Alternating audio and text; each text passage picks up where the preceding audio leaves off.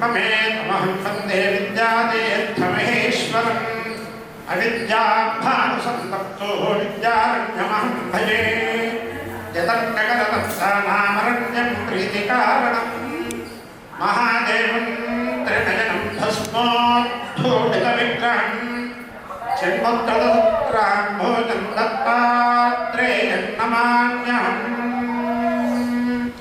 सदाशिवसमारम्भान् शङ्कराचार्यमध्यमान् अस्मदाचार्यपर्यन्तान् वन्दे गुरुपरम्पराम् नमः सभाभ्यः सभापतिभ्यश्च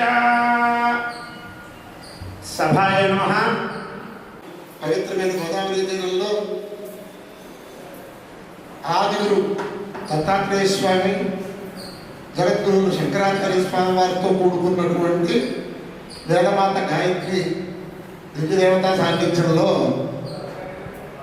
శ్రీ బ్రహ్మశ్రీ చింత సోమసుందర జ్యోత్సుల వారి అనుగ్రహంతో వేద సన్మాన సభా ఫౌండేషన్ వారి చేత గోదావరి తీరంలో మాఘమాస ఆదివార మహాపర్వయందు అరుణపారాయణ పురస్సరంగా వేదసభా కార్యక్రమాన్ని తలపెట్టడం, పెద్దలు మనకి లోకంలో సర్వత్ర ప్రసిద్ధులైనటువంటి జగద్గురువుల యొక్క అత్యంత ఆదరాభిమానములకు పాత్రులైనటువంటి బ్రహ్మశ్రీ దర్శనాలంకార తర్క వేదాంతాది శాస్త్రముల్లో విశిష్ట పండితులైనటువంటి బ్రహ్మశ్రీ విశ్వనాథ గోపాలకృష్ణ శాస్త్రి గారి అధ్యక్షంలో ఈ కార్యక్రమం జరుగుతోంది.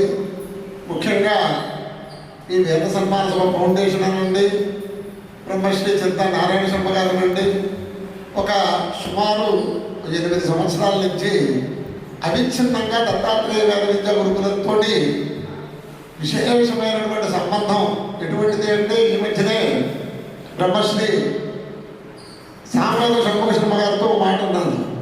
పాఠశాలకి ఏదో కొద్దిసేపు ఉపన్యాసం చెప్పడానికి వచ్చి పాఠశాలలో సభ్యులు అయిపోయారు. అలాగే నారాయణ శర్మ గారు కూడా జటాపారాయణ రూపంగా ఓ పాఠశాల సభ్యులు అయిపోయారు. అంచేత వారి సంకల్పం ప్రకారం వారి యొక్క పర్యవేక్షణలో కానీ ప్రయత్నంతో కానీ ప్రేరణతో కానీ జరుగుతున్నటువంటి ఈ వేద సన్మాన సభా ఫౌండేషన్ కార్యక్రమాలు అనేకంగా వింటున్నాం, సంతోషిస్తున్నాం.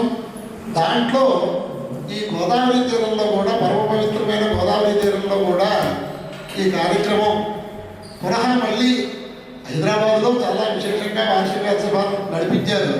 ఇక్కడ మళ్ళీ నడిపించాలి అనే ఉద్దేశంతో వచ్చినందుకు వారిని కృతజ్ఞతాపూర్వక అభినందనాలతో మొట్టమొదట సంభావన చేస్తూ, ఇది వేద సభ కాబట్టి అధ్యక్షుడు వారు వేద సభలో వేదమే ప్రారంభించాలంటారు.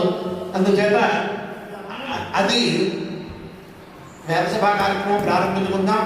ముందు పవిత్రమైనటువంటి భానవాసనం కాబట్టి అరుణ స్వస్తి కార్యక్రమం అయ్యాక ఉపన్యాసము, తర్వాత ఘనస్వస్తి ఇత్యాది కార్యక్రమాలన్నీ మనం నడిపించుకుందాం. చేత మీరు ఓం అంటే మేము ప్రారంభిస్తాం. ఓం